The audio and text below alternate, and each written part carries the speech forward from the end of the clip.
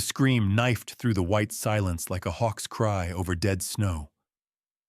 Elias Redmond jerked in his saddle, his gloved hands tightening around the reins, as his mare Willow snorted and danced beneath him. Snow blew sideways across the mountain trail, wind driving sharp ice into his beard.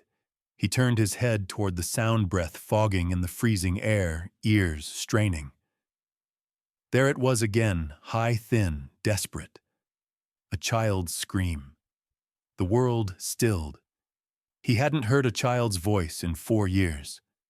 Not since the fever took Charlotte and her brother and left him alone in a house built for laughter. "Easy girl," he murmured to Willow, but the mare was already turning ears pinned toward the ridgeline to the east. Elias kicked her into motion before he even realized his hand had gone to the rifle on his back. He didn't think. He moved. The wind clawed at his coat as he rode, snow flurrying around them like ghosts in a storm. His body knew this trail, even with the path buried under 2 feet of fresh powder. Trees bent low with ice groaning. The air smelled of pine, old death, and something else, fear, maybe. The scream had come from the direction of the old Raddick barn, abandoned after the fire that killed the cattle and drove the last of the family down into the valley. Nobody had lived there in years, no one sane anyway. The third scream was weaker, shorter. Elias's gut clenched. They burst through a thicket, and the ruins came into view, 3 crumbling walls of timber leaning into the wind. The fourth collapsed under a drift so deep it looked like part of the mountain. No smoke, no sound, just the creak of boards and the howl of the cold. Elias dismounted before Willow fully stopped his boots, sinking deep as he ran, rifle-drawn, heart hammering harder than it had in years. He didn't call out, didn't announce himself. A mountain man learned early not to announce anything until he knew what he was stepping into. He rounded the corner of the broken barn and halted.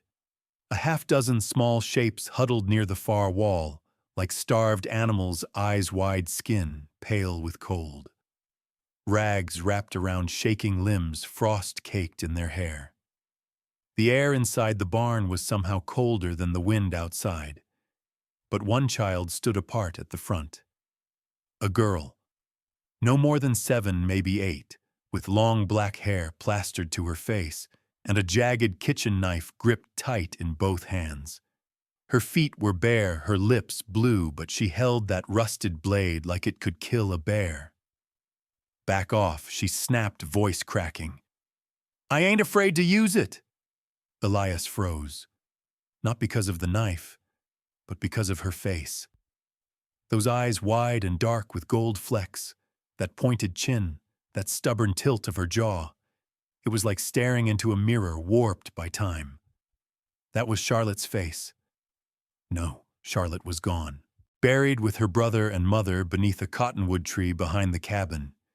He'd carved their names into the wood himself, because the preacher hadn't made it up the mountain in time. The girl shook the knife toward him. I said, "Back off." He realized he still had the rifle raised. Slowly, Elias lowered it and crouched, palms out. "Easy now," he said, voice low and steady. "I don't mean you harm." That's what the last man said, she spat. Right before he beat Mama till her teeth came out, Elias's jaw tightened. The wind screamed through the cracks in the boards behind him. "I ain't that man. Prove it." The other children stirred behind her. One older, a boy of about 9 with a face too lean and sharp, shifted closer to a toddler who whimpered weakly and coughed a sound like gravel. Another girl with wild curls hugged her knees. A fourth child shook so hard it seemed his bones would rattle apart. But Elias's eyes stayed on the girl. What kind of proof could a man give to a child who'd seen too much of the world? He set the rifle down in the snow. Shrugged off his coat, pulled the thick fur-lined wool from his shoulders and held it out. "You're freezing," he said. "Take it." She didn't move.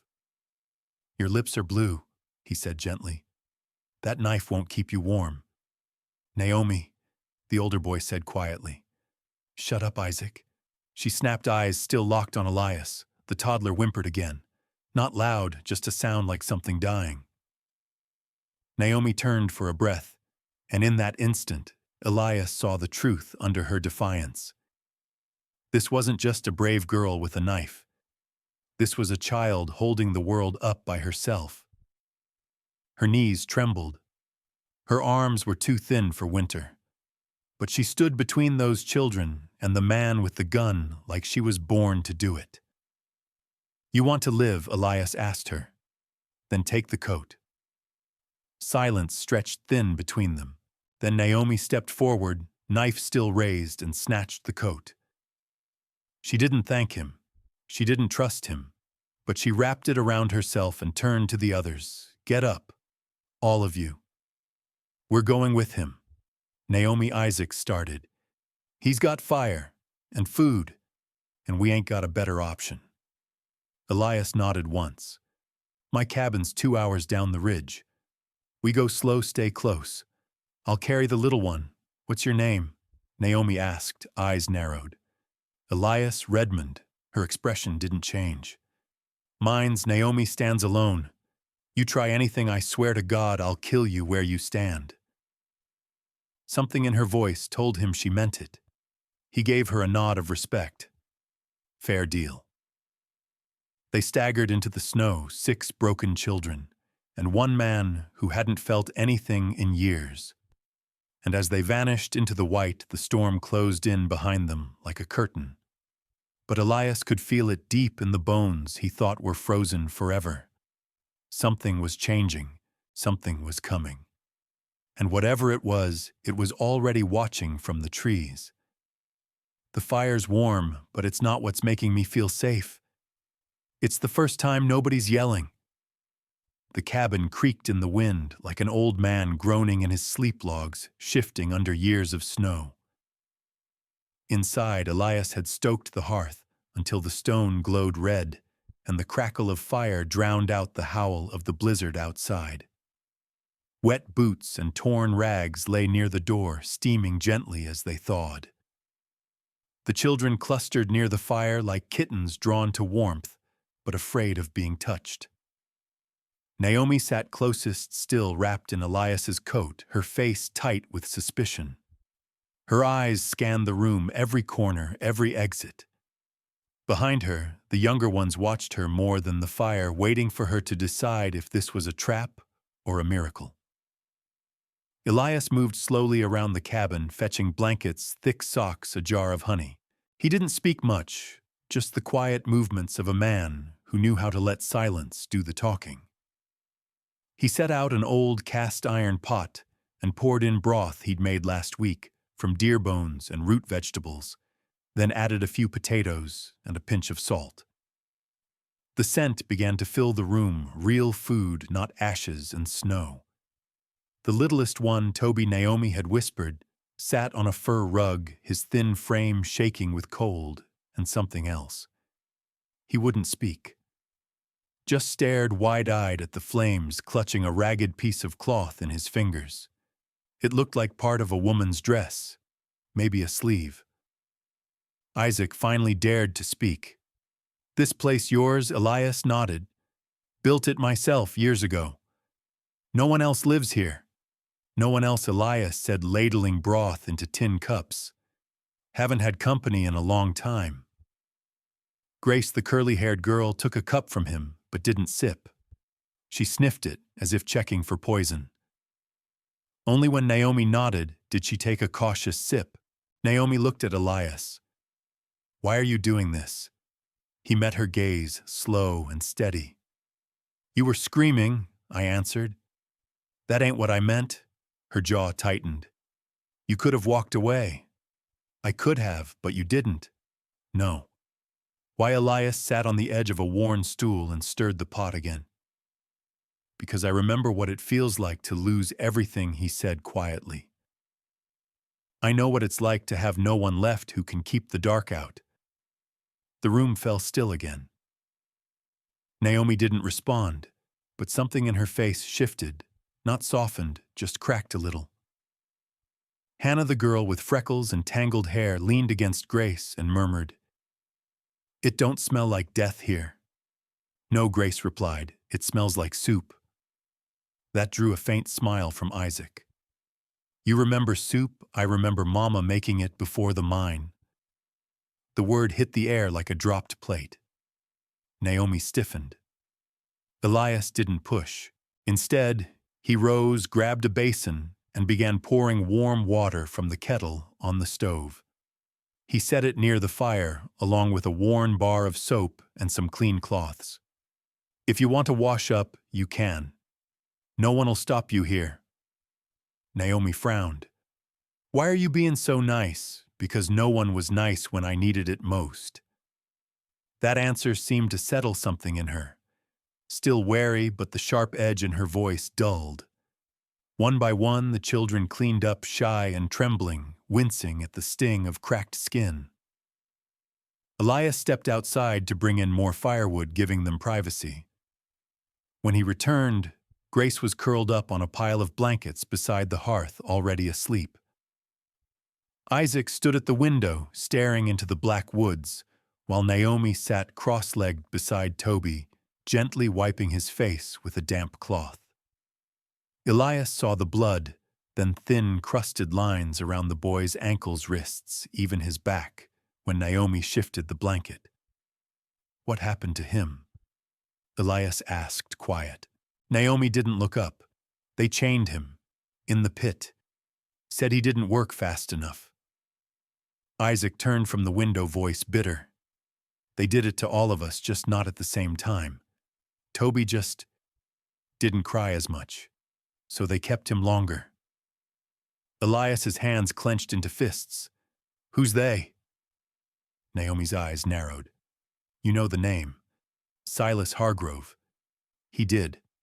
A coal baron who ran the mines down near Sundown Pass, untouchable, wealthy. Rumors followed him like shadows, but no law had ever stuck. "They took us from the mission house," Isaac muttered. "Said we was contracted, papers signed and all, but we didn't sign nothin'. We can't even write." "I watched a man die," Hannah whispered from the blankets. "He fell in the shaft. They left him there. Said we'd join him if we told." Toby began to cry, silent tears trailing down his cheeks. Elias crouched beside Naomi and gently placed a hand near the boy, not touching, just close enough to feel. "You're safe now," he said softly. "Ain't nobody coming through those woods tonight, and they sure as hell ain't taking you back." Naomi looked up at him, voice trembling but firm. "If they find out we're here, they'll come. With guns." Elias nodded. "Then I'll be ready." "You alone?" Isaac asked. "No neighbors?" "There's folks down the mountain, a day's ride. But they keep to themselves." "We can't stay long," Naomi said. "We stay, we bring trouble." Elias met her gaze, something stirring in his chest again. "You already brought the storm, girl. Might as well see it through." Naomi blinked at that like no one had ever offered to stand beside her before. "Tomorrow," she said slowly, "I'll tell you everything. About the pit, about the guards, about the man who hit Toby so hard he didn't wake up for 2 days." "You don't have to tell it all at once," Elias replied. "I do," she said, voice hard again. "Because they'll come. And you need to know who's hunting us." He nodded once. "I'll listen." Outside, the wind slammed against the shutters, but inside the fire burned steady, casting shadows of 6 children who had survived more than anyone should, and one man who hadn't thought he could feel again until now. Naomi pulled the coat tighter around her and leaned against the logs, eyes wide, but no longer wild. "It's the first time nobody's yelling," she whispered. Isaac looked at the fire. "Feels like a prayer." Elias didn't pray much these days. But that night, as he lay in his cot, listening to the wind howl and the children breathe. He closed his eyes and asked the mountains to stand watch. Because he could feel it building the storm behind the storm, and he would need help holding the line. I ain't scared of wolves. It's men I don't trust. The snow let up in the pale morning, revealing a world crusted in white and stillness. Trees stood like silent sentinels around the cabin, their branches bowed with weight. The sky stretched low, a thick gray quilt, pressing the world quiet. Inside, the fire had burned low, but its embers still pulsed softly, like a heart refusing to die. Elias rose before dawn, slipping his boots on with a grunt. His joints ached like they always did in the cold, but today, the ache carried a purpose. He glanced at the pile of children still bundled near the hearth. Only Naomi was awake, watching him through half-lidded eyes. He nodded to her. She didn't nod back. He stepped out into the snow, the door sighing on its hinges, and took a moment to scan the clearing. No tracks but his own from the night before. No sign of movement beyond the trees, but he knew better than to trust silence. He walked to the shed and opened the heavy wooden door. Inside, his old hunting sled leaned against the wall. He began loading it with supplies, extra jerky tools, canvas traps. His breath came in clouds as he worked, methodical and quick. The storm had bought them one night. That was all. The world wouldn't stay quiet for long. He turned as the crunch of snow sounded behind him. Naomi stood there wrapped in his coat again, the sleeves dragging past her hands. Her cheeks were flushed from the cold, but her chin was set hard. "You leavin' just to the ridge," he replied. "Need to check the traps, bring back some fresh meat, maybe look for signs." Of them, Elias didn't lie. "Yes." Naomi stared at the sled. "You going alone? I always do. I'll come." He raised an eyebrow. "You sure about that? I ain't scared of wolves," she said. "It's men I don't trust." Elias gave a slow nod. "Grab gloves from the peg and tie your boots tight." They moved through the snow without speaking much. Elias pulled the sled behind them, its runners whispering through the drifts. Naomi walked beside him, her steps quiet but sure. She didn't ask questions, didn't complain. She carried the rifle he handed her with a grip that showed she knew its weight. They reached the ridge after an hour's climb.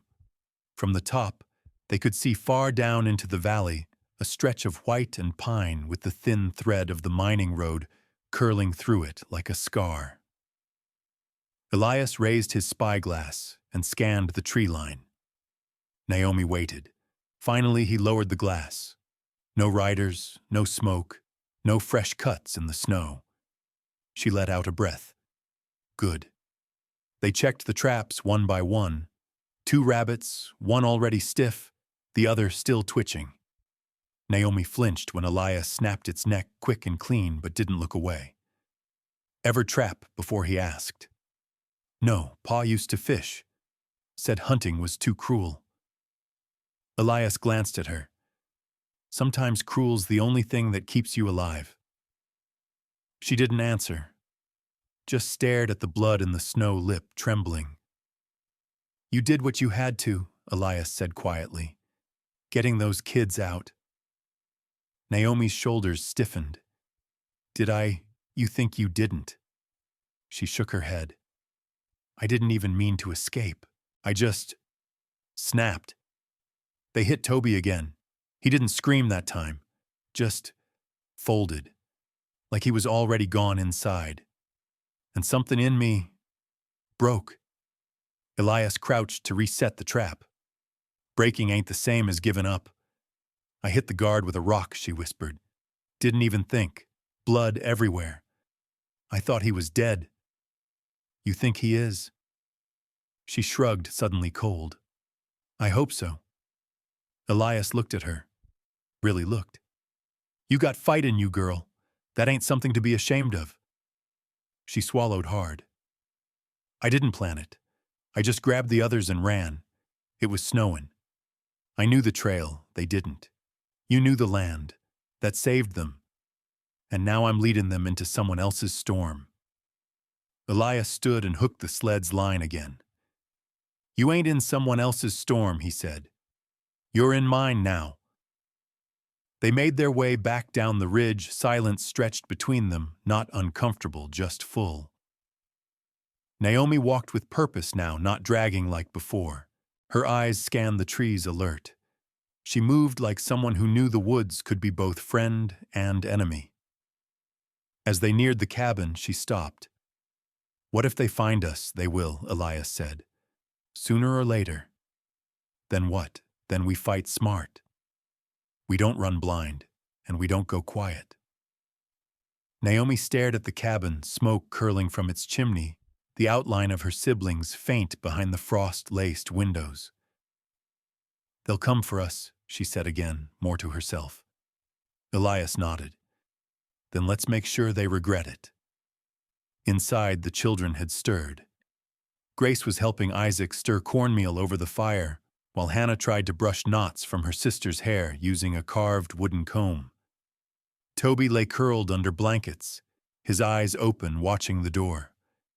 Naomi stepped inside, stomped the snow off her boots, and looked around at them. We stay put today, she said. But we get ready. Ready how Isaac asked. We tell him everything she said, nodding toward Elias. Every name, every face, every tunnel. Elias met her eyes. We'll need maps. I drew one, Isaac said quietly. When we were in the storeroom, on the wall behind the crates, chalk. Elias gave a short nod. Then we'll recreate it.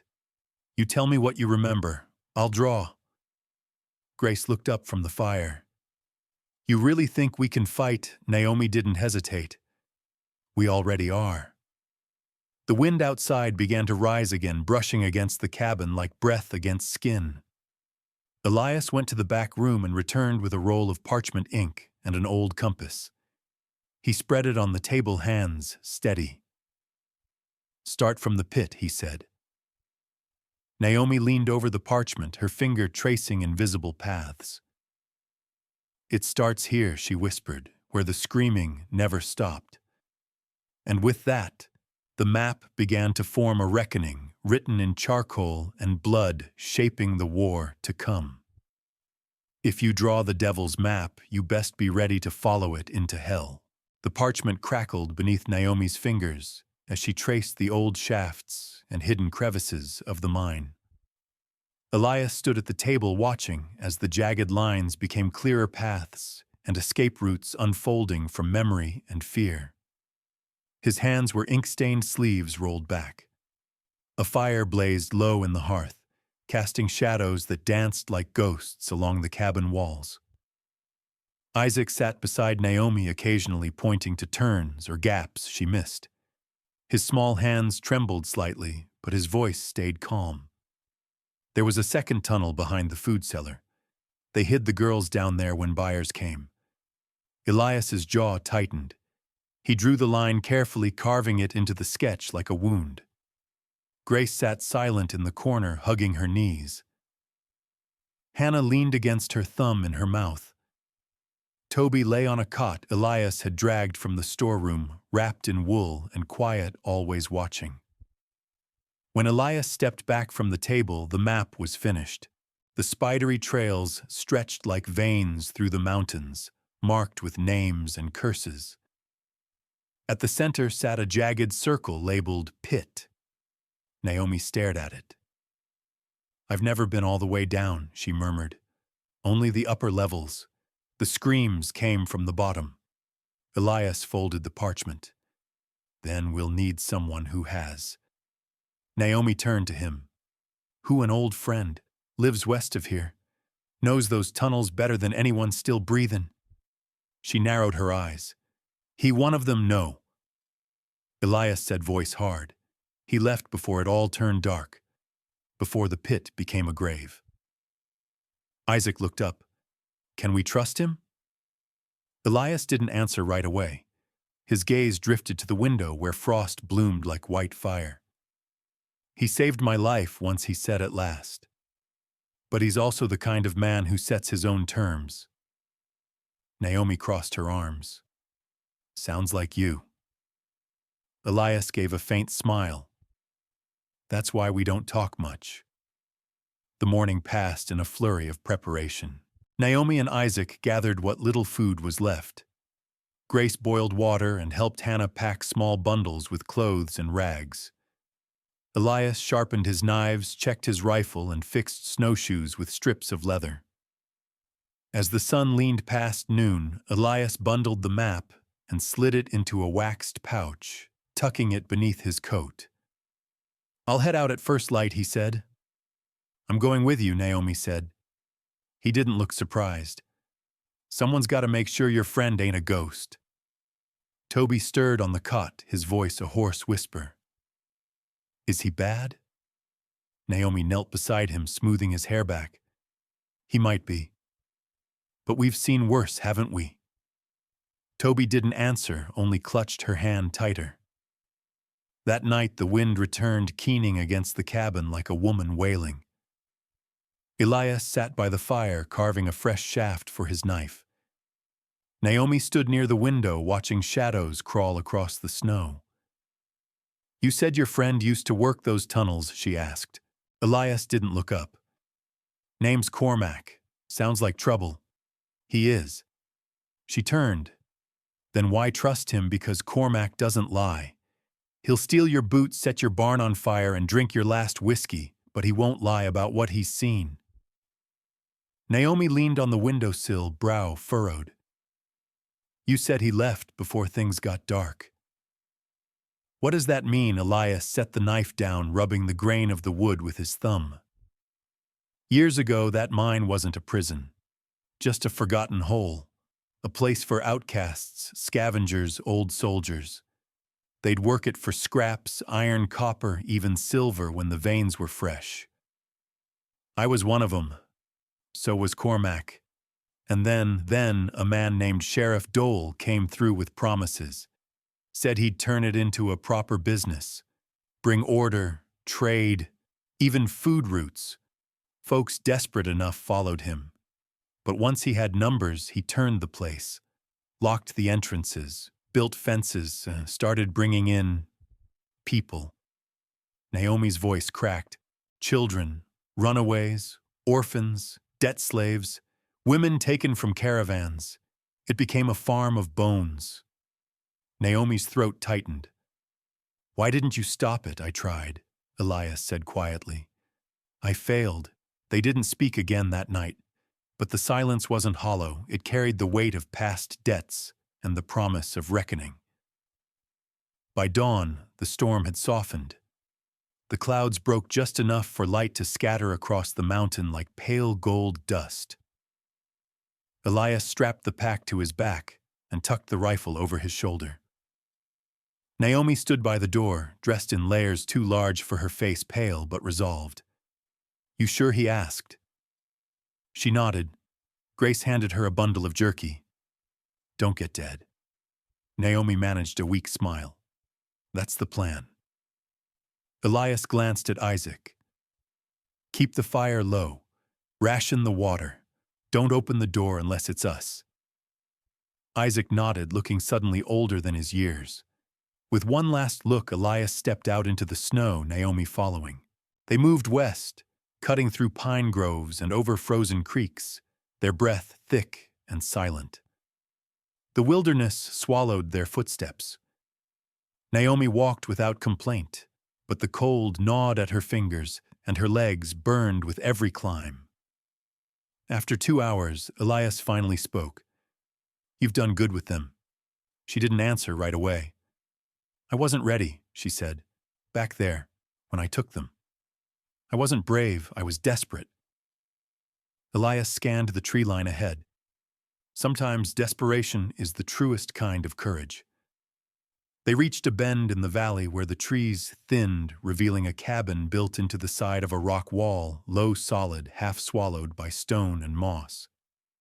Naomi stared. That at Elias's voice turned cold. That's it.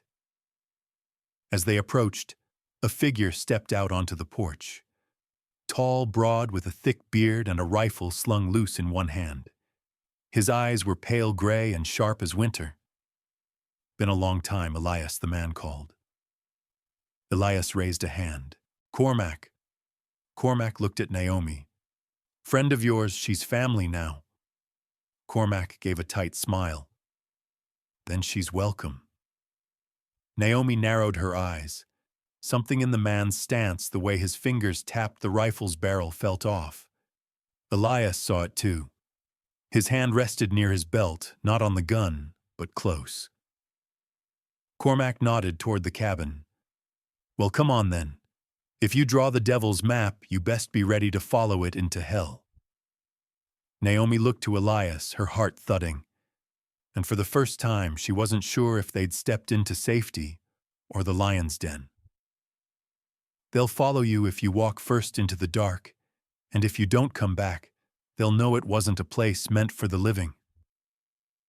The warmth inside Cormac's cabin was deceptive, like honey over rusted nails. The hearth spat steady flames, casting a low amber hue across a room filled with weapons, tanned hides, and maps pinned in no discernible order. The place smelled of pine tar, gun oil, and smoked meat. But beneath that, something older: blood, or bone, or betrayal. Naomi kept close to the wall, eyes scanning everything. Cormac moved with a calm, too rehearsed, pouring coffee from a dented tin pot and offering none. Elias didn't take the seat Cormac gestured to.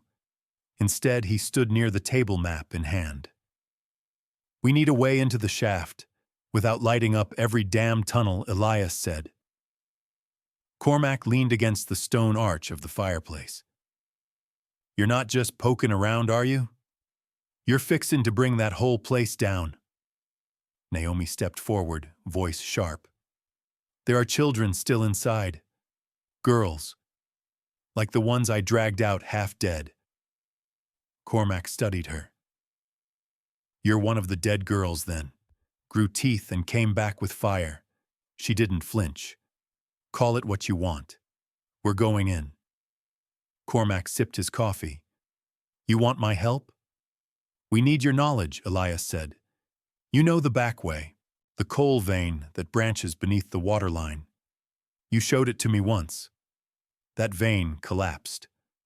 Only the front of it did." Cormac set the tin down and folded his arms. "You're talking about taking a girl who's already seen hell, plus yourself, through a tunnel that might drown you or drop you in a chasm so deep even God's forgotten it." Elias laid the map on the table. "I'm asking if you remember the way." Cormac exhaled, scratching his beard. "I remember." Naomi crossed her arms. "Then we go at first light." Cormac gave her a flat look. "It's not a matter of light. It's a matter of choice. You walk in there, you better know who you are, what you've done. That place chews through liars and cowards like dry straw." Naomi met his stare. "I know exactly who I am." Cormac gave a grim smile. "Good. Then you lead." That night, sleep came like a thief, never fully settling. Naomi lay on a cot in the corner while Elias and Cormac argued in low tones near the fire. Their voices rose only once, and even then it was Elias who said, "I didn't come to make peace." Cormac's reply was too quiet to catch. Naomi rose before the others. She stepped outside into the snow which had thickened during the night. The trees whispered in the wind, their bare arms clawing at the sky. She thought of Isaac, of Grace wrapping a blanket tighter around Hannah, of Toby's thin hand gripping hers. She thought of how silence used to be a shield, and now it was a promise to return or to die trying. Inside, Elias strapped on his pack and checked the lanterns. Cormac filled 2 flasks with a bitter-smelling liquor and handed one to Elias. For when the cold cuts deeper than the wounds. Elias took it, but didn't drink. Cormac pulled a length of rope from the wall and a bundle of metal hooks. Cave drops 6 feet at the mouth. After that, it's all instinct. Naomi adjusted her coat and gloves. Her eyes met Elias's. He gave a nod. They left at dawn, trudging through knee-high snow along a ridgeline that wrapped like a belt around the shoulder of the mountain. The sun barely pierced the clouds, casting a grayish halo over the pines. Birds were silent. Even the wind had fallen into uneasy stillness. Cormac led them around a rock outcrop and through a thicket of frost-bitten saplings until they reached a hollow barely visible beneath an old trapper's blind. "This is it," he said, pulling back deadwood and revealing a black mouth carved into the earth. Naomi peered in. The air coming from the hole was cold but stale like the last breath of something ancient. Cormac tossed down the rope, looped it around a stump, and dropped first. His boots vanished into the dark, his voice echoing low. 6 feet and a slide. Step hard to the left, or you'll crack your skull. Elias followed. Naomi went last. Her boots slipped on the edge, sending gravel scattering, but she found her footing. Her hands burned from gripping the rope. Inside, the air changed. It was colder, yes, but thicker touched with the taste of iron and earth and smoke. Cormac lit a lantern, casting uneven light against the curved rock walls. The tunnel arched above their heads, barely tall enough to stand straight. Naomi's breath clouded in front of her. She touched the wall, damp smooth in some parts, jagged in others. Elias scanned ahead. "Where's the fork?" Cormac pointed. 3 bends in. Stay to the left until you hear the wind change.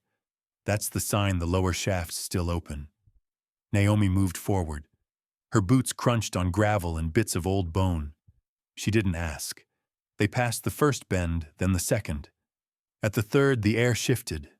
Not colder, but stiller. A pressure settled on their shoulders as though the mountain itself were watching. Cormac stopped. "From here on, there's no turning back without blood."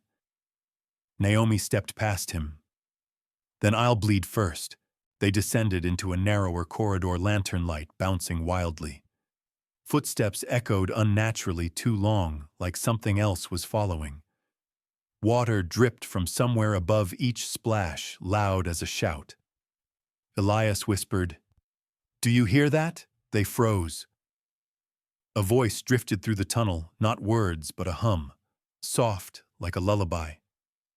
Naomi's spine chilled. "That's not wind." Cormac's eyes narrowed. "No, it's a warning." Elias raised his rifle lantern, swinging. The path ahead opened into a small chamber, remnants of blankets and crates scattered along the edges. Chains still hung from the wall. Naomi stepped forward, heart pounding. A child's doll lay half buried in the dirt, its face caved in. She knelt beside it. "This is where they kept them." Cormac's voice came low. "Not kept. Broke." Elias scanned the far wall. A crack ran through the stone just wide enough to crawl through. "That's the pit," Cormac said. "Beyond that, the rooms Sheriff Dole built." Naomi stood. Her voice was steady now. "Then that's where we go." Cormac stared at her. "They'll follow you if you walk first into the dark, and if you don't come back, they'll know it wasn't a place meant for the living." Naomi stepped toward the crack, and with one final look back, she vanished into the dark. She ain't just remembering, she's retracing the steps that broke her and stepping right over them. Naomi pulled herself through the narrow crevice, her breath shallow dirt clinging to her sleeves. On the other side, the world opened into a low cavern, the ceiling dripping mineral tears that splashed onto stone slick with time. The air was rank like wet copper and wrought like forgotten things buried too deep to name. She crouched as she moved, lantern raised. Shadows danced across the uneven floor, throwing twisted silhouettes against the curved rock walls. The echo of her boots seemed louder now, like the mountain wanted her gone. Elias emerged behind her, his shoulder brushing hers as he passed through the opening. He scanned the room slowly, jaw tense. Cormac came last, his boots landing quiet, almost respectful. They didn't speak. Words didn't belong here.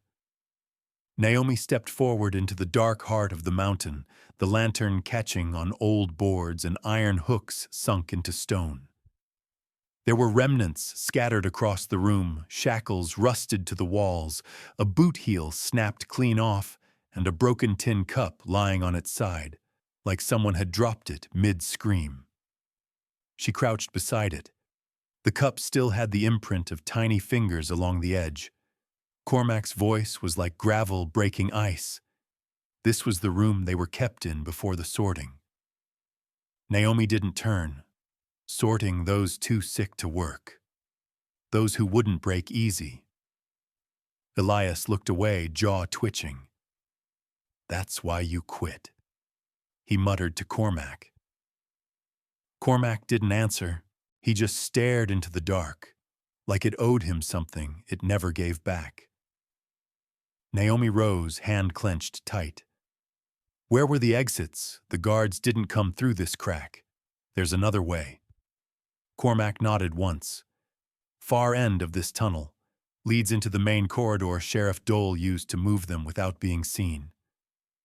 Naomi's face twisted at the name. "You helped him build this, didn't you?" "I helped him map it," Cormac replied. "Didn't know what he planned till it was too late. And by then I was too scared to burn it all down." Naomi stepped close. "You still scared?" "No," he said, steady. "Just ashamed." She turned away, first lantern held high. The light caught on more remnants, torn dresses, strips of cloth, fingernail scratches deep in the rock.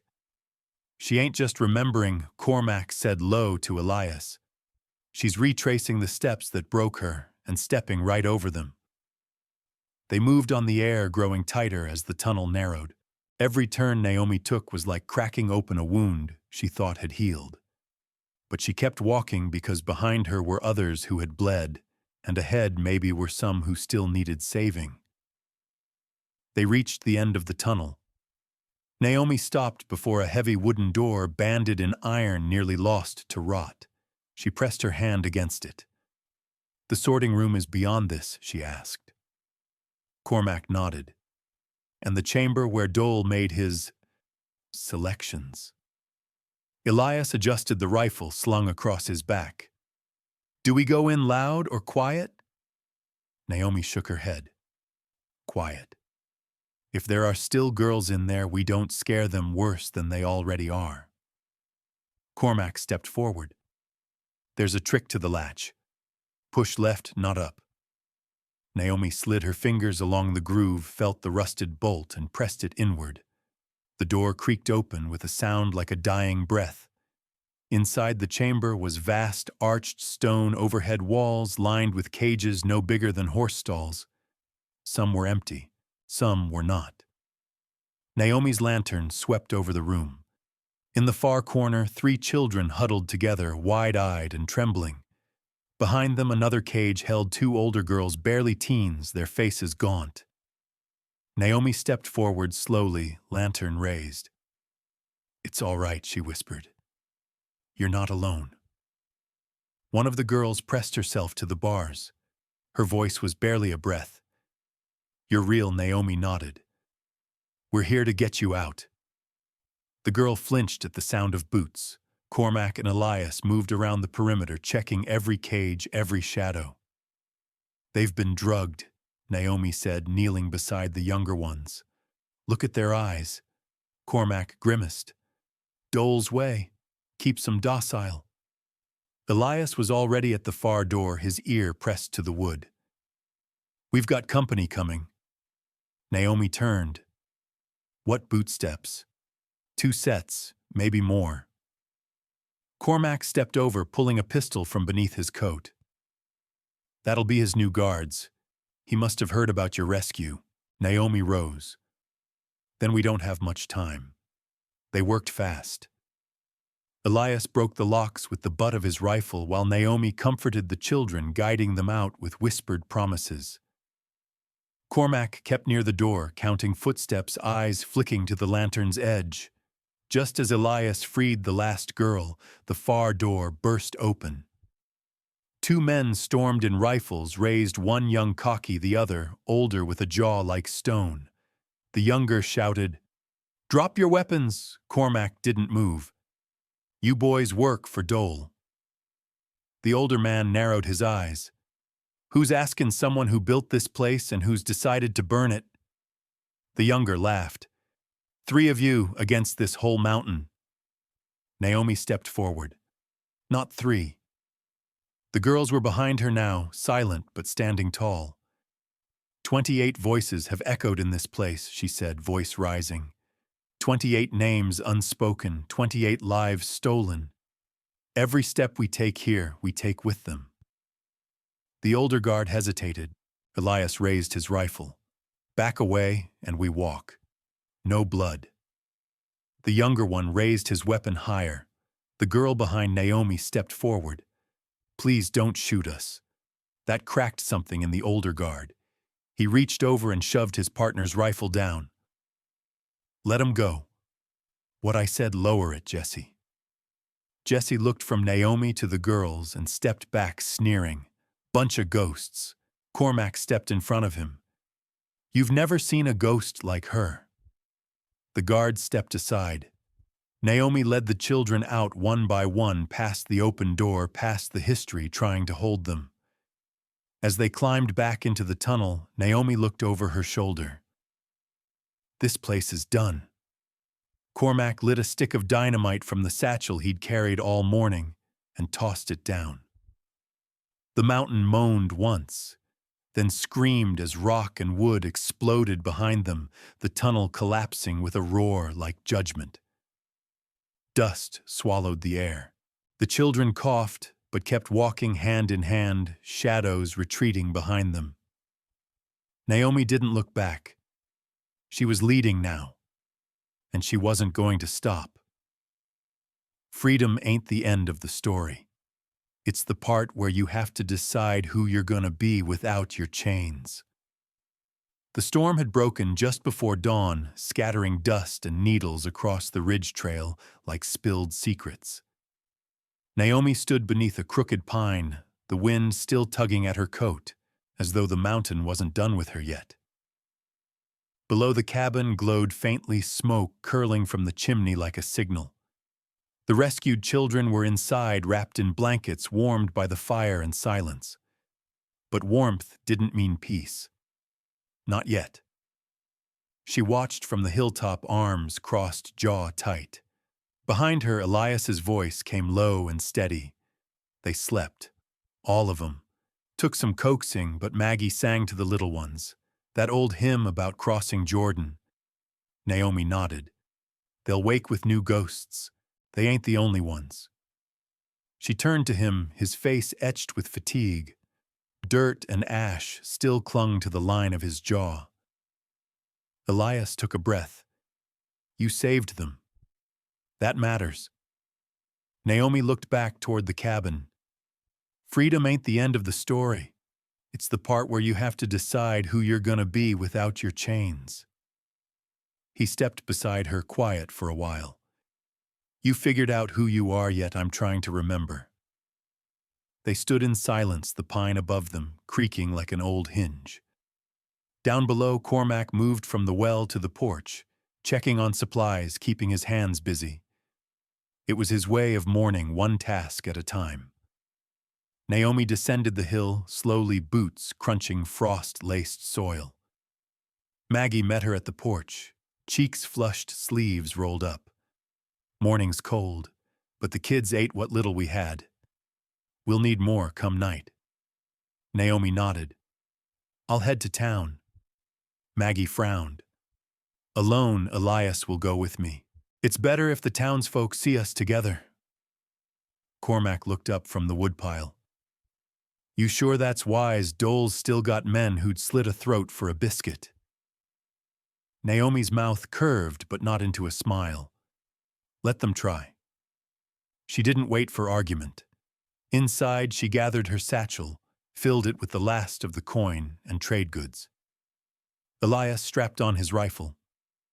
Neither spoke as they saddled the horses. It was too early for words and too late for fear. They rode into town just after sunup, the streets still damp from the storm. The general store's bell rang sharp as Naomi stepped inside.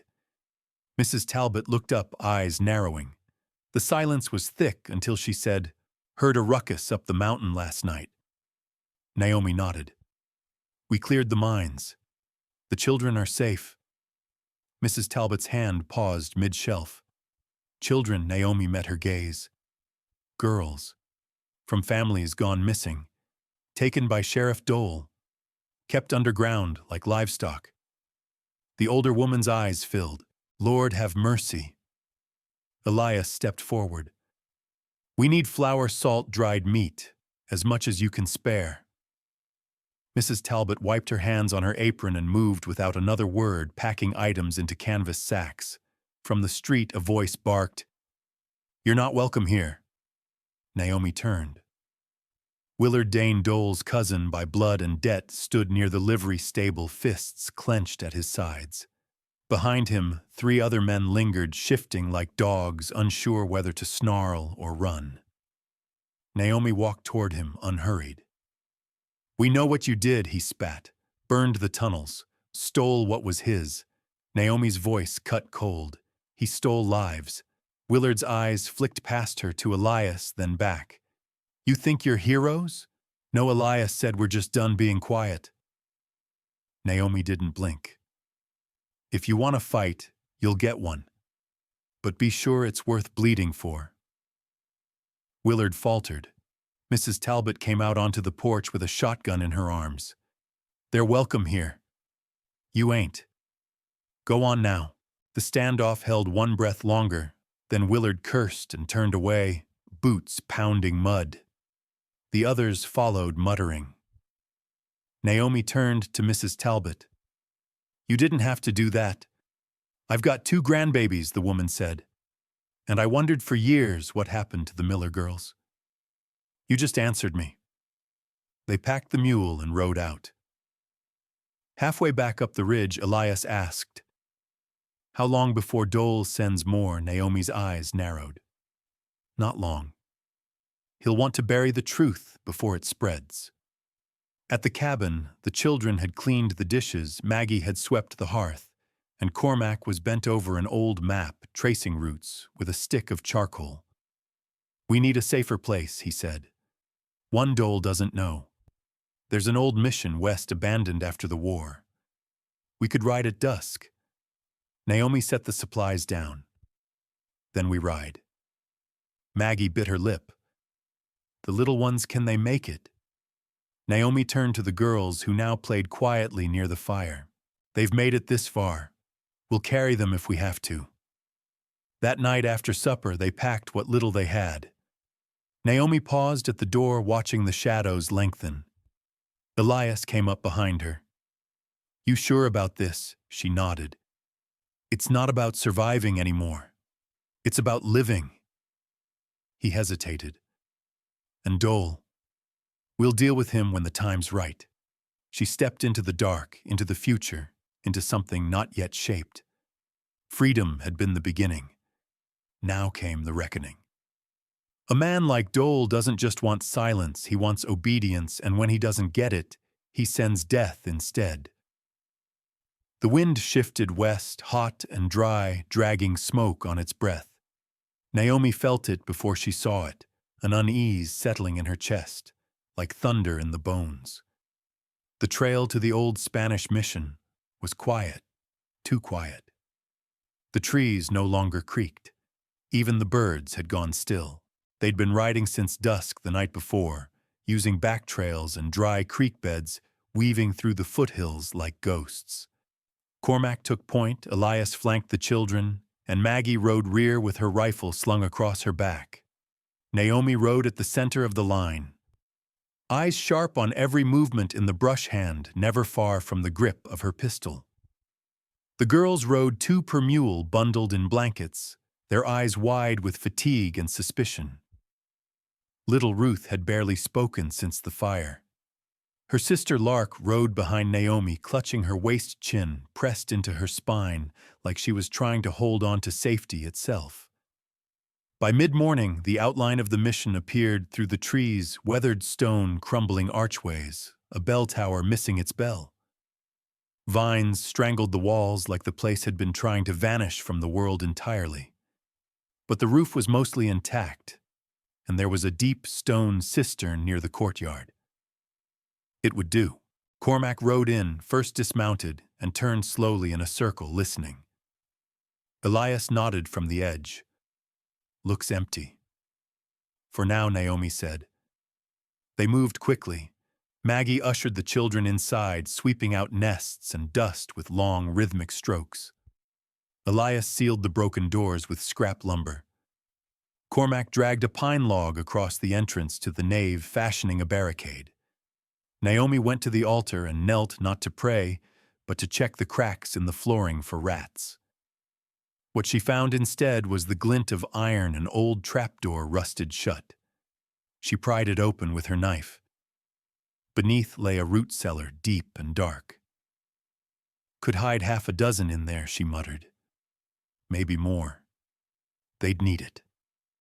By sunset, the makeshift home had begun to take shape. The children slept on straw beds stitched from cloaks and saddle blankets. Water boiled over a fire pit dug in the earth. Naomi sat apart from the others, watching the shadows grow long. Elias joined her, handing her a tin cup of tea. "You haven't eaten."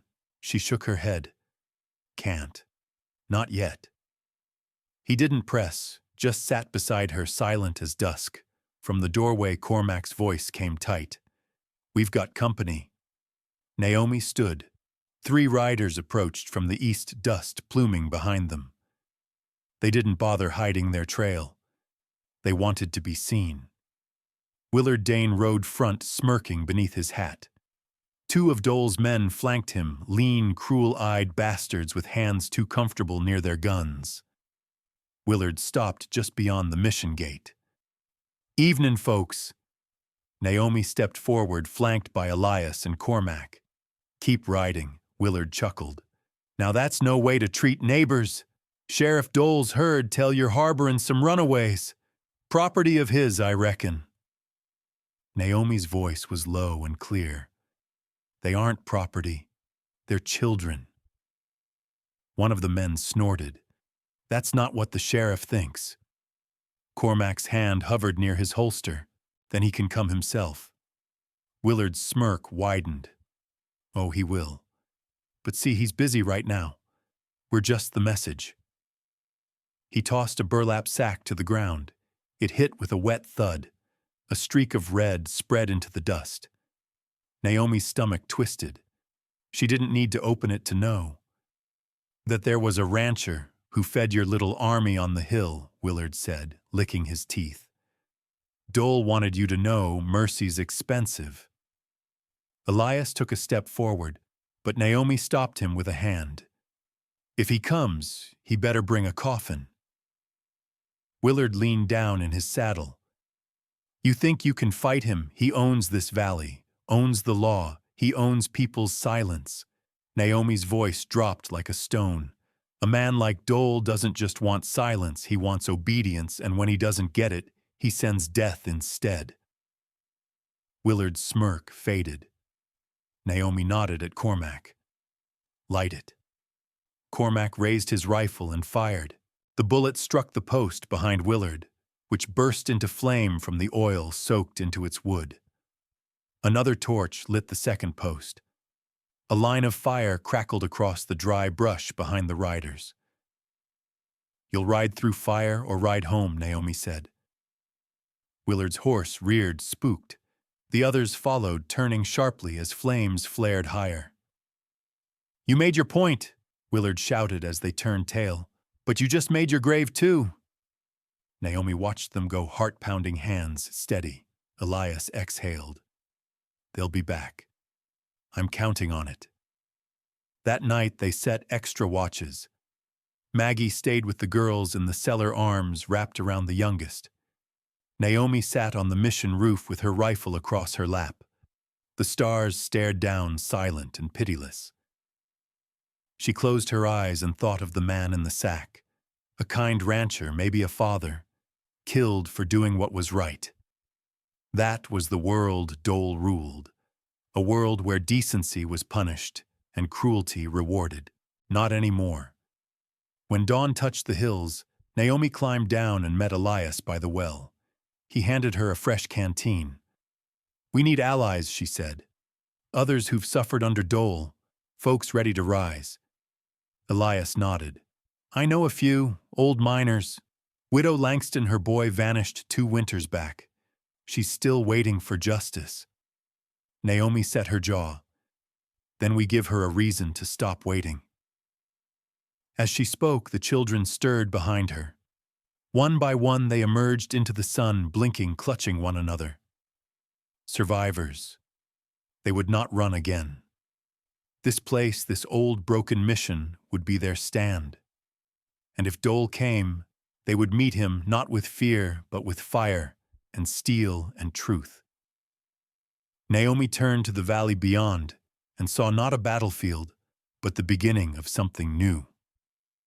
Justice don't start in a courtroom, it starts with someone refusing to stay quiet. The wind shifted again, not with smoke this time, but with movement small, deliberate, and barely audible beyond the mission walls. Naomi felt it before she saw it. Her spine stiffened where she crouched on the roof. The moonlight cast silver shadows across the dry hills, but down below, nestled between scrub and stone figures, crawled. Watching, measuring. She tapped the roof edge twice, a quiet signal. Inside the chapel, Elias moved like a ghost. He placed a hand on Maggie's shoulder. She was already rising. The children didn't cry, didn't whimper. Naomi had taught them better. They knew now noise brought danger, and danger wasn't a shadow anymore. It had a name. Dole.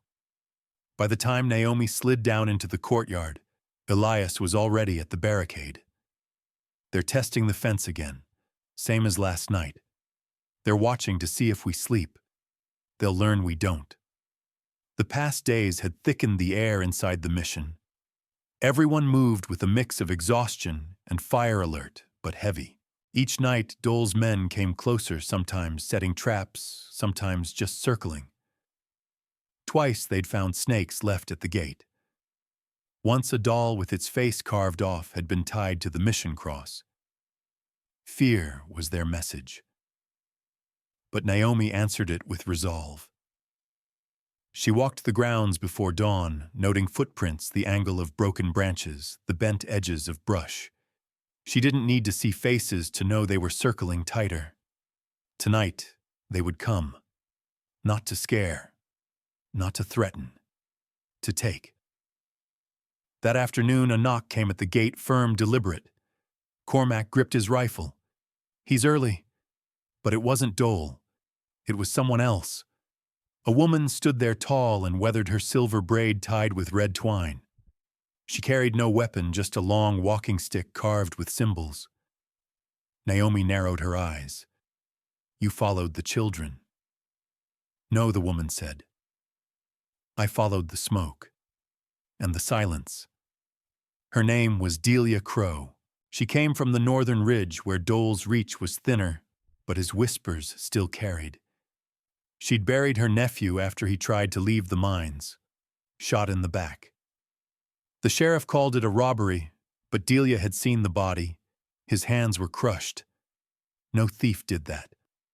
"I heard what y'all did at the lumber camp," she said, eyes sharp on Naomi. "Heard about Willard riding home with his hat on fire. Heard you didn't run." Naomi said nothing. Delia stepped closer. "I got 5 neighbors who've lost kin. None of them got the courage to say it out loud. But they'll come if they think someone else is standing first." "We're not leading a war," Elias said. "You don't have to," Delia replied. "You just have to last through one night." Cormac folded his arms. "You sure they'll come? I'm sure they're watching. Same as Dole's men. Difference is they're waiting for a sign." Naomi stared at the cracked mission floor beneath her boots. They'll get one. The children stood behind her in the hall, wide-eyed and wordless. Naomi turned to them and knelt. It's time. Rosie stepped forward. Her chin didn't tremble this time. We'll do it. You're sure? She nodded. He took everything. We have nothing left to lose. One by one, the children added their voices. Not loud, but steady. Naomi looked to Maggie, whose face had gone pale. You'll stay with them. No, Maggie said. I'll fight. You've done enough. I said I'll fight. Elias chuckled softly. She always was stubborn. That night they built fires in a wide ring around the mission, not for warmth, but for defiance. Delia returned before sunset with 2 men and a teenage boy carrying a hunting rifle longer than his arm. More followed. A retired preacher with a shotgun and a look in his eye that said he'd already seen hell. A widow and her grown daughter with farming sickles turned to blades. A young miner who couldn't stop shaking but showed up anyway. They came with old coats, borrowed weapons, and stories tucked behind their teeth. Naomi looked at the circle forming and knew it wasn't enough to hold off a full raid. But it was enough to start something. Late into the night, a voice rang from the ridge. Naomi Walker. Step outside, Elias cursed under his breath. That's him. Naomi climbed the gate ladder and stood tall in the torchlight. Sheriff Dole sat on horseback, flanked by 12 riders in polished gear, rifles gleaming. He removed his hat. You've made quite the mess. Naomi didn't blink. You've made quite the graveyard. I'm offering you one chance. Send the children out. Step aside. No charges, no blood. Justice doesn't start in a courtroom. Naomi said, voice echoing across the valley. It starts with someone refusing to stay quiet. Dole's lip curled. You think this is justice? You're harboring thieves, liars, mind dodgers. They're children. Their property. A gasp ran through the crowd behind her. Even Dole's men stiffened. Naomi raised her rifle. Then you best come take 'em. Silence stretched heavy and thick. Then a shot cracked the sky. Dole's men surged forward. Inside the mission, Rosie grabbed the twins and dove behind the altar. Maggie fired from the loft, striking one rider clean off his mount. Cormac and Elias held the gate barrels hot and fast. Delia swung her staff like thunder cracking bone and yelling war songs in Crow. The miners pressed forward, flanking the ridge, cutting off Dole's left wing. Naomi moved like fire, loading and firing, then moving again. She hit 1-2, ducked low, rolled into cover. Dust choked her throat, and the night screamed around her. Through it all, the children didn't cry. They waited, fought, survived. By the time the moon reached its peak, the riders had retreated, leaving behind their wounded and their pride. Sheriff Dole stood alone at the edge of the burning ridge. Naomi aimed her rifle, but let him ride. This wasn't over, but it had begun. Inside, the children huddled in the chapel. Rosie stepped forward. Did we win? Naomi knelt before her. We stood. That's how winning starts. And outside, under a bruised sky, the valley held its breath. You never know how strong a voice is till it echoes through fear and keeps on ringing. Smoke still curled from the edges of the ridge by morning, thick and bitter, but the mission stood intact. Naomi walked the grounds in silence, rifle slung across her back eyes, scanning for what hadn't been said out loud. Dole had left during the night, but not without leaving something behind: blood in the dirt-broken fence posts, and an unspoken promise that he'd return. Not defeated, just delayed. The children moved slowly that morning, no longer in fear, but still trembling from the adrenaline that hadn't quite burned out of their veins. The chapel pews were scratched from gunfire. The bell tower had a bullet lodged in the beam, and one of the stained glass windows, Mary cradling the Christ child, was cracked right through her face. Rosie was the first to speak. "Will he come back?" Naomi paused before answering. "Yes, but not the same way."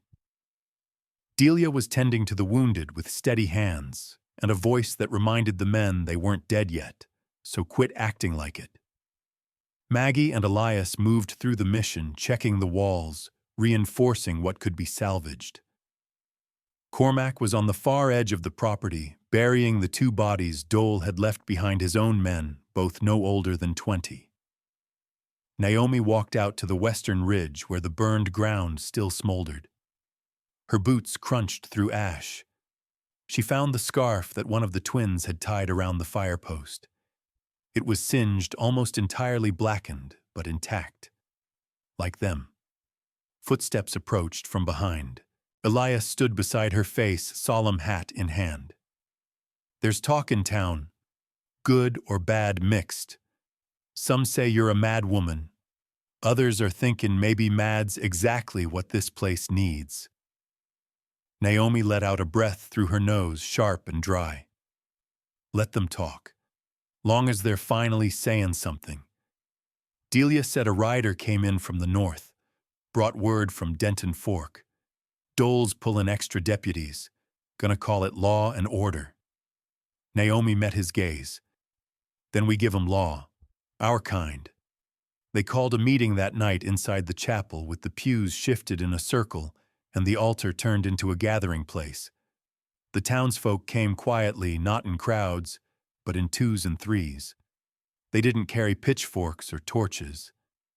They brought bandages, loaves of bread, scraps of meat, and the one thing Naomi had stopped expecting: hope.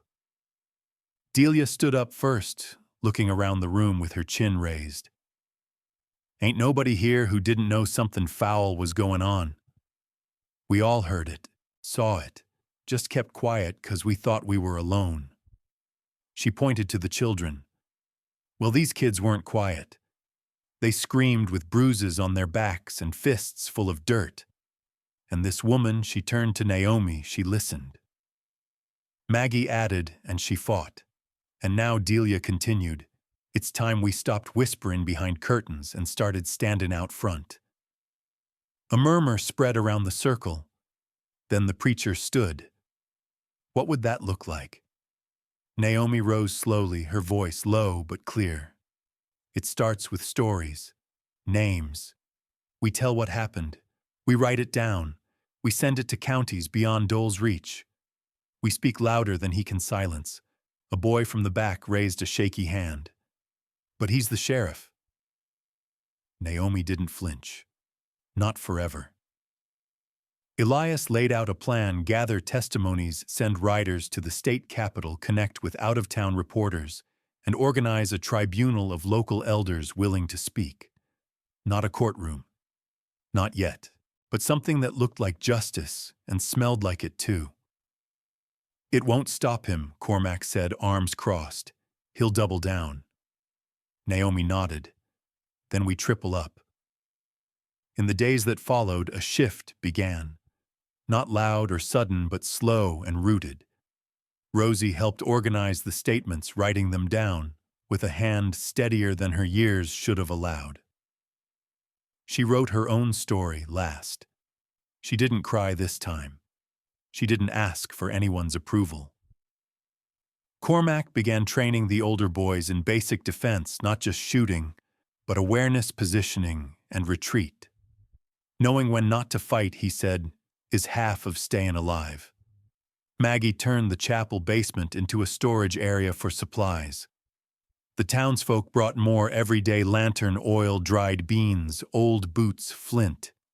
Each item felt like a word spoken after years of silence.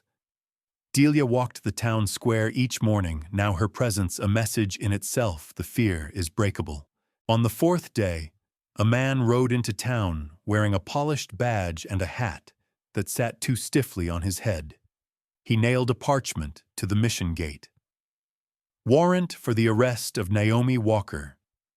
Charges include obstruction, child theft, inciting rebellion. The children gathered around it in silence.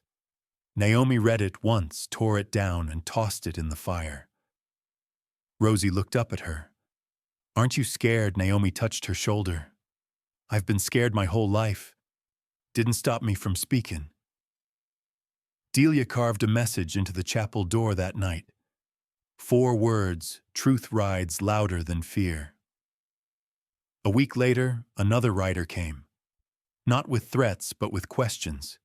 He was from a newspaper out of Cheyenne. Said he'd heard rumors and came to see for himself. Naomi let him stay, eat, talk with the children. He left with a notebook full of names and pages soaked in ink. Elias watched him ride away and muttered, "That's how a match gets struck." Naomi added, "Now we light the fire." By the second week, 3 more towns sent word. 2 wanted to join the effort. 1 warned of Dole's retaliation. Naomi read every letter, filed them by date, marked the ones with names. She didn't smile, but her shoulders seemed lighter. That night, as the fires crackled low and the valley dipped into another frozen silence, Naomi sat by the gate rifle across her lap. Rosie came to her blanket draped around her shoulders. "You think they'll really hear us?" she asked. Naomi looked out at the stars. "You never know how strong a voice is till it echoes through fear and keeps on ringing." Rosie leaned against her arm, and the mission, battered and weary, held steady. Not because the danger was gone, but because silence had finally been broken.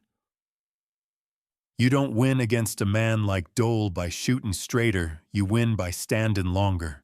The morning frost hung like glass across the mission's rooftops, sun glinting off each shard as if the heavens themselves were holding their breath. Naomi stood in the yard, with her hands tucked into her coat eyes on the tree line. Snow had fallen lightly overnight, softening the grounds, but there was nothing gentle in the air. The wind blew with purpose, as if warning them that time was running out. Delia came up behind her, her breath visible as she spoke. They spotted movement on the south trail. Dole's men. At least 10, maybe more. Naomi nodded slowly. "He's making his move. We ready know." Naomi answered flatly. "But we're prepared." Inside the chapel, Elias was finishing the last of the sandbag walls across the back entrance. Cormac had sharpened every blade and oiled the rifles until they gleamed. The children were moved to the old root cellar beneath the east side of the mission, an underground bunker Maggie and Elias had reinforced with timber beams and emergency supplies. Rosie refused to go down just yet. "I'm not a baby," she said firmly, arms crossed, eyes hard. Naomi knelt before her, hands steady on the girl's shoulders. "This ain't about being little. It's about knowing when to hold the line and when to pass the torch. We need your voice. Alive." Rosie hesitated, then nodded. "Only if you promise you'll come get me. I'll carve a road through hell itself if I have to." By midday, the air had shifted. It wasn't just the cold, it was too still. The birds had quieted, the trees held their breath, and the animals had disappeared into the brush. The valley was waiting. And then the sound came faint at first, then clearer. Hooves. Many. A low thunder rolling across the frozen ground. Elias climbed to the bell tower and confirmed it with a spyglass. 15 riders, some of them armed to the teeth. They're not here to talk. Naomi walked to the center of the yard, rolled up her sleeves, and called out the names of those who would hold the perimeter. "Delia, Cormac, Elias, Maggie, you take north and east. I'll handle the gate. No shots fired till I give the word.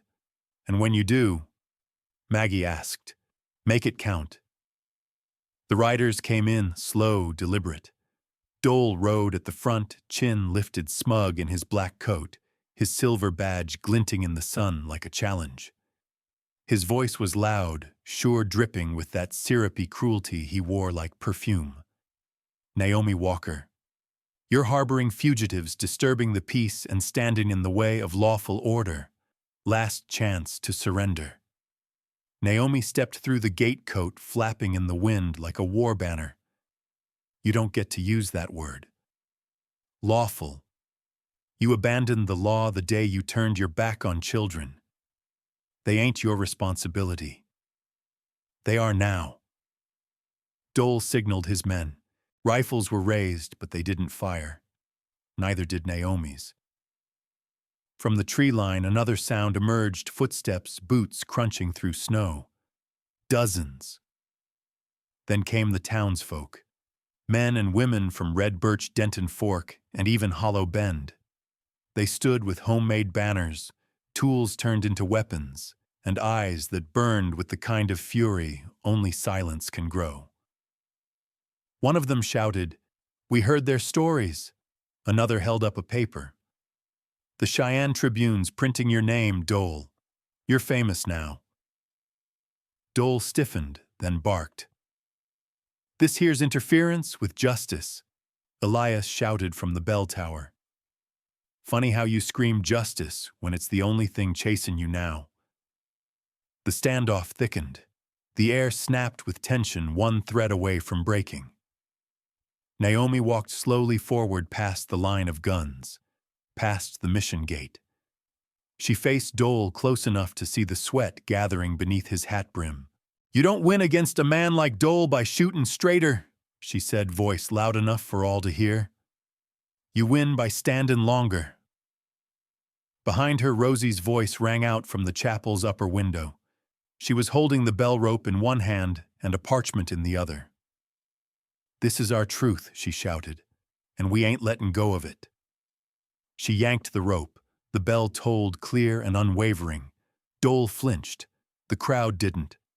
A moment passed, then another, and then one of Dole's men, young no more than 20, lowered his rifle.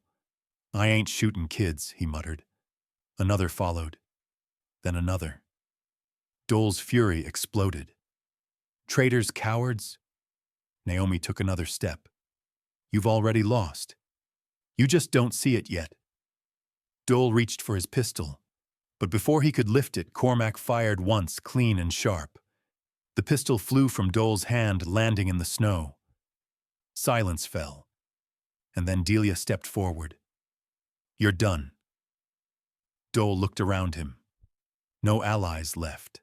No words that could save him. Just a valley full of people who'd finally found their voice. He turned and rode off, alone. Naomi stood still until he disappeared into the trees. Then she turned, looked at the crowd, and spoke simply. "We live here now, together." The people cheered not wildly, but with the kind of quiet strength that meant something was rooted deep. Rosie climbed down from the window and ran to Naomi, hugging her waist. "You promised," she whispered, "and I kept it." They returned to the chapel as snow began to fall again, soft flakes dancing in the wind. Delia wrapped a shawl around one of the girls. Elias sat with the elders, mapping out what a new kind of justice might look like. Cormac began organizing shifts to keep watch. Naomi sat by the hearth, boots off, coat draped over a chair. For the first time in months, she let her body rest. Rosie handed her a cup of tea, then asked, "Do you think he'll come back?" Naomi stared into the fire. "Maybe, but he won't find us the same." Outside, the mission walls still bore the scars of the battle, but inside something unshakable had taken root. The fire crackled. The bell swayed gently in the wind, and the land once so silent seemed to hum with the quiet courage of those who had chosen to stand. We weren't rescued by a hero on a white horse. We were saved by a mountain man with scars and silence who chose to stay. The snow had begun to melt. It wasn't just the spring sun that softened the valley, though its warmth spilled gently across the ridge like a long-awaited breath. It was the way things had shifted, the way the land no longer whispered warnings, but welcomed sound again. Chickadees chirped from pine branches. The river cracked and trickled where ice had once ruled. Life returned not loudly but stubbornly, like hope with dirt under its nails. Naomi stood on the porch of the mission, with her sleeves rolled up and mud on her hands. The garden was half-planted rows of carrots and onions stitched neatly into the earth, just waiting to break through. Her back ached in the familiar way it did after hard work, but it was the good kind of pain. The kind that said, "You're still here." Inside, laughter echoed. Rosie was reading aloud to the little ones, her voice full of character rising and falling with dramatic flair. Delia was fixing the roof with Maggie, and Elias had started carving a bench from an old elm trunk. But it was the man sitting beneath the cedar tree at the edge of the yard who held Naomi's gaze. Silas. He sat cross-legged in the grass boots, off sharpening a blade with steady, meditative rhythm. He hadn't left after the confrontation. In fact, he hadn't even spoken much in the days that followed. But he'd stayed. He chopped wood in the mornings, sat watch at night, taught Rosie how to fish with twine and patience, and he watched Naomi not like a man studying a mystery, but like someone recognizing a truth he already knew. Naomi approached him with a slow, easy stride. She crouched beside him, squinting at the blade. "You keep sharpening that and it'll be thin as paper." Silas gave a small smirk. "Still cuts." She studied his hands, calloused, worn, but careful. Then her eyes met his. "Why'd you stay?" He paused, then shrugged. "Same reason the sun keeps showing up. Just figured I oughta."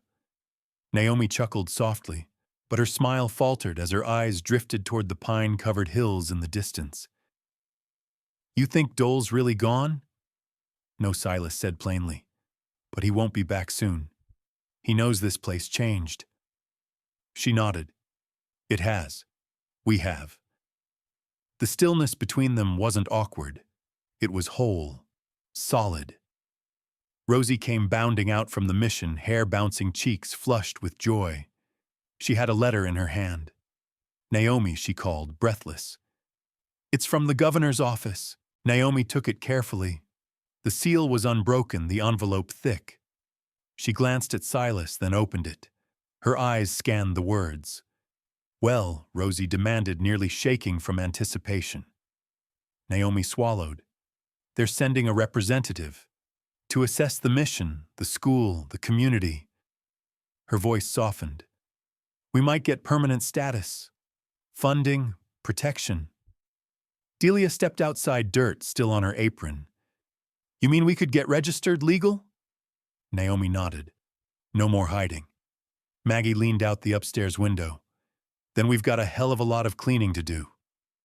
Rosie whooped and ran back inside, declaring a town meeting. Naomi stood there a moment longer, still holding the letter. She turned to Silas. "It's real now." He looked toward the chapel, then the garden, then the mountains beyond. It always was. Just needed someone to believe it. The next few days passed in a kind of joyful frenzy. The entire valley seemed to come alive, pitching in to prepare. Buckets of water sloshed across wooden floors. Quilts were shaken out. Shelves were dusted. Even the bell tower got a fresh coat of paint thanks to Cormac's long arms and a ladder that wobbled with every gust of wind. Rosie insisted on baking cookies for the inspector. They burned the first batch. Elias tried his hand at pies. That was worse. But they laughed through it all. On the morning the state wagon arrived, Naomi stood by the mission steps in her best dress, a blue cotton number with buttons up the sleeves. Her hair was braided back, her boots clean. Silas stood beside her, arms, crossed, face unreadable as always. The man who stepped out of the carriage looked entirely out of place. Polished boots, clean-shaven, a hat with a feather tucked in the band. "I'm Mr. Halberd," he said with a tight smile. "State Affairs, here to review your claims." Naomi shook his hand. "Welcome to Bear Valley." He looked around, nose wrinkling slightly at the scent of livestock and wood smoke. Over the course of the day, Halberd interviewed nearly everyone. Rosie told him about the school, how she'd learned to read and fight off wolves. Maggie explained the kitchen setup and food storage. Cormac walked him through their lumber plans. Even the children had rehearsed what to say. Finally, Halberd asked Naomi to walk with him. They strolled past the creek just beyond where the mission fence met the woods. "Your records indicate you're not officially ordained," he said. "No, sir. Yet you run a chapel, a school, and shelter." "I do."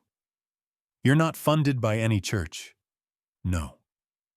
"Then tell me," he said, halting, "why should the state recognize this place?" Naomi looked out at the valley. "I've seen more grace in the hands of these people than in all the sermons I ever heard. We've fed strangers, buried our own, stood up to men who forgot what justice looks like. We built something out of scraps, and we're not asking for charity, we're asking to keep doing what works." Halberd was quiet. Behind them, Rosie ran across the yard, laughing. Silas lifted one of the little ones onto his shoulders. Delia and Maggie set bread to cool on the windowsill. Naomi said softly, "We weren't rescued by a hero on a white horse. We were saved by a mountain man with scars and silence who chose to stay." Halberd looked at her, his gaze softened by something deeper than paperwork. "I'll make my recommendation." That night, the mission glowed. Lamps in every window, music spilling from the chapel. No one said the word celebration, but everyone felt it. Naomi stepped outside and found Silas by the porch polishing his old rifle. "They'll approve us," she said. Silas didn't look up. "They better." She smirked. "You ever gonna tell me where you're from?" He looked at her eyes, dark and kind. "Doesn't matter where I was born. I'm here now." Naomi nodded, and tomorrow he paused. "That depends on you." The air between them shifted. "I want you to stay," she said. "I will." They didn't kiss. Not yet. But they stood shoulder to shoulder watching the stars rise over the valley that had nearly died in winter and bloomed again in spring. And in the quiet, Naomi finally allowed herself to believe it wasn't all temporary. They had made something real, and it would last. The educational lesson learned from this story is that courage often shows up quietly through persistence and decency rather than grand gestures. Even later in life, when loss or hardship has narrowed one's world, choosing to stand for others can restore purpose and dignity. Speaking the truth, especially when it feels costly, has a way of awakening strength not only in ourselves, but in an entire community.